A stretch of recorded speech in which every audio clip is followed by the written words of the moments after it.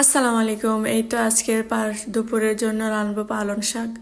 এই যে আমি মাথা দিয়ে আজকে পালং শাক রান্না করব। তার জন্য আগে মাছ, তারপরে পেঁয়াজ, তেল, তারপর একটু হলুদ, তারপরে লবণ দিয়ে আমি কষিয়ে তারপরে এইগুলো শাকগুলো দিয়ে দিলাম।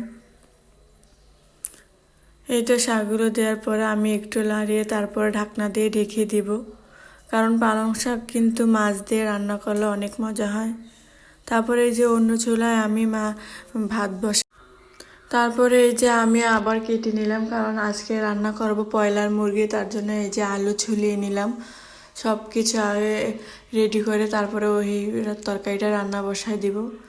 আসলে আধা ঘন্টা জিনিসটা যখন 5 মিনিটে হয়ে যায় ভিডিওতে দেখা যায়, কিন্তু বাস্তবে যদি এরকম হতো কতই না ভালো ছিল, তাই না? একটা মেয়ে একটা সংসারে কিন্তু অনেক কষ্ট করে, অনেক পরিশ্রম করে, কিন্তু তারপরও কেন জানি মেয়েদের শুনতে হয় তুমি সারাদিন কি কাজ করো।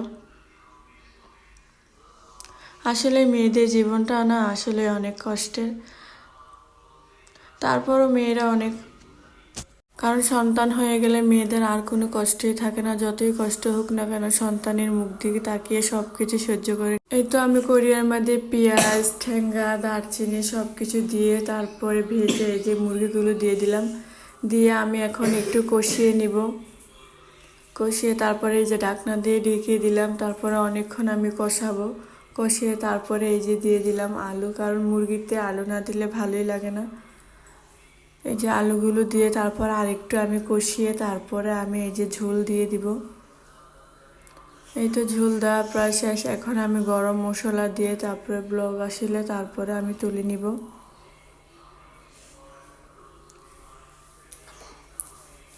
এই তো আমার রান্না শেষ আজকের মতন।